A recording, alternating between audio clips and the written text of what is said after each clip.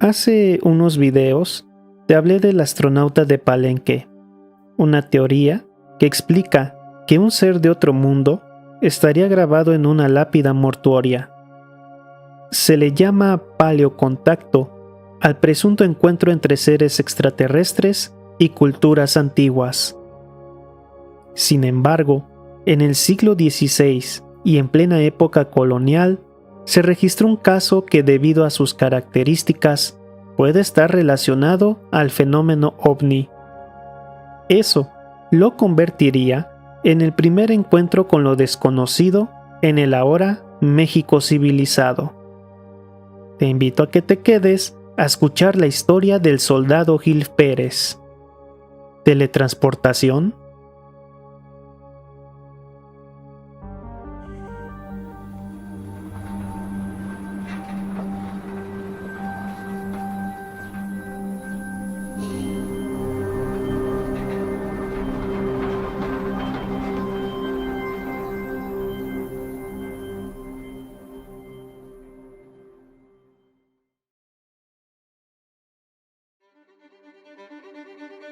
Antes de pasar a la historia principal, debemos de dar un pequeño contexto histórico.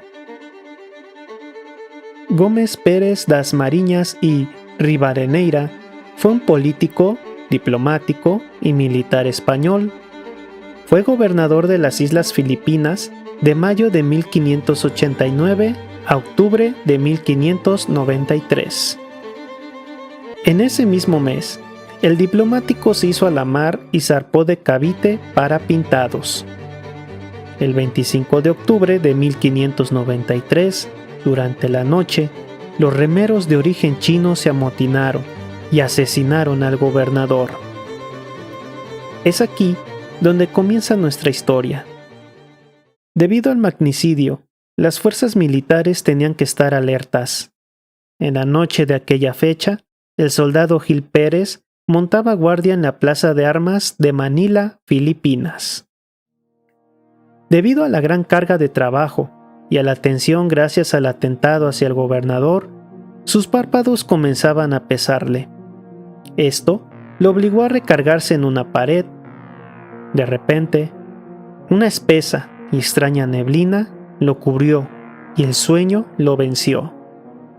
Al despertar, vio con mucho desconcierto el ambiente que lo rodeaba, pues definitivamente ya no estaba en Filipinas.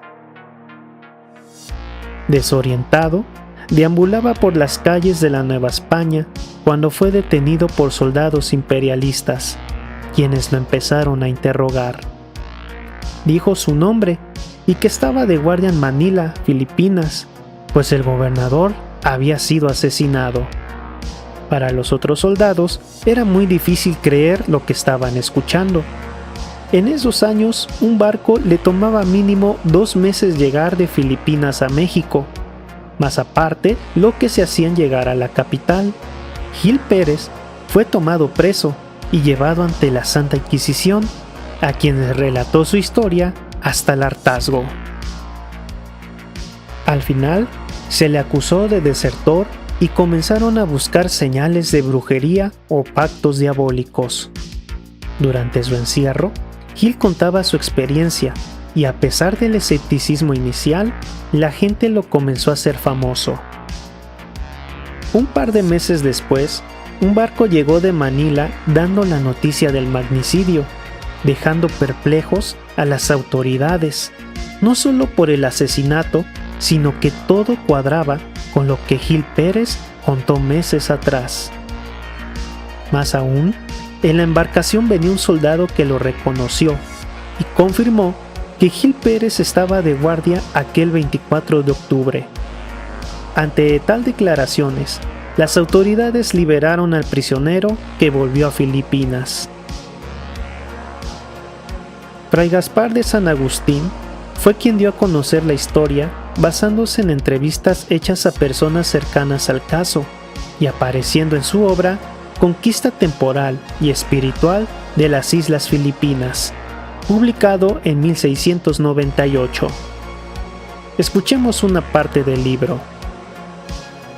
Es digno de ponderación que el mismo día que sucedió la tragedia de Gómez Pérez, se supo en México por arte de Satanás, de quien valiéndose algunas mujeres inclinadas a semejantes agilidades, trasplantaron a la Plaza de México a un soldado que estaba haciendo posta una noche en una garita de la muralla de Manila y fue ejecutado sin sentirlo el soldado que por la mañana le hallaron paseándose con sus armas en la Plaza México, preguntando el nombre a cuantos pasaban.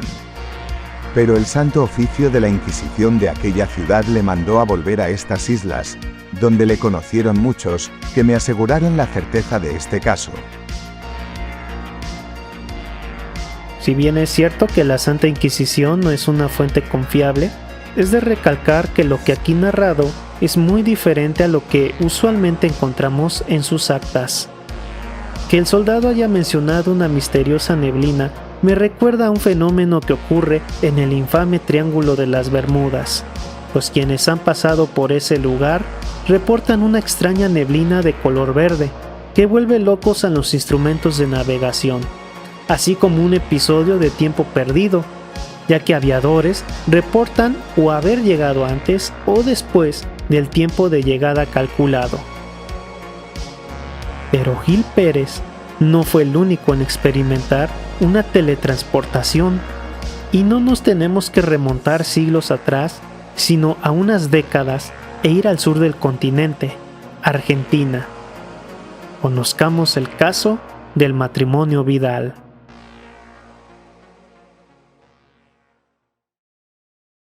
Era el 5 de junio de 1968 y en el diario La Razón apareció un encabezado que decía: ¿qué es esto? El reportaje hablaba de un extraño suceso ocurrido en la provincia de Buenos Aires. Un matrimonio fue teletransportado de la ciudad de bonaerense de Chascomús hasta el entonces Distrito Federal de la Ciudad de México. El doctor Gerardo Vidal y su esposa, Rafo de Vidal, acudieron a una reunión familiar en Chascomús. Pasada la medianoche, la pareja decidió irse e ir a Manipú, ya que ahí tenían amigos y familiares. Tomaron la autovía 2 y delante de ellos iba otro matrimonio con el mismo destino. Llegaron sin complicaciones, pero nuestros protagonistas iban retrasados, por lo que la otra pareja regresó por ellos, sin encontrar rastro alguno.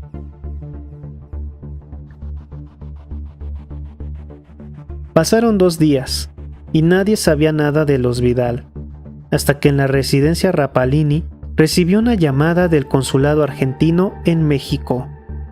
Era el doctor Vidal informando a sus conocidos de su llegada al Aeropuerto Internacional de Ezeiza, donde fueron recibidos. Aunque la señora Vidal fue llevada a una clínica privada ya que se encontraba en shock. ¿Qué fue lo que pasó? Una vez fuera de Chascomús, una densa niebla apareció, por lo que el señor Vidal disminuyó la velocidad, y a partir de este punto no recuerdan nada, hasta que de pronto recobraron la conciencia y al mirar a su alrededor vieron un paisaje desconocido. Aunque con un dolor en la nuca y la sensación de dormir mucho, estaban bien, mas no el auto cuya pintura estaba quemada como si hubieran pasado un soplete. Los relojes estaban detenidos. Preguntando a cuánta persona pasaba, ¿dónde estamos? En México, les contestaban todos. Una vez en la capital, fueron al consulado argentino, donde relataron su experiencia. El cónsul les permitió llamar al notario Martín Rapalini. Rafael López Pellegrini, cónsul de Argentina, les pidió guardar total silencio, para así llevar una mejor investigación. El auto, un Peugeot 403, fue llevado a Estados Unidos para un análisis.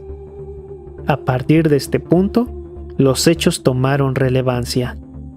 Los diarios La Razón, La Nación, La Mañana y La Capital de Mar de Plata hacían su agosto al publicar notas con más detalles narrados por presuntos familiares de la pareja.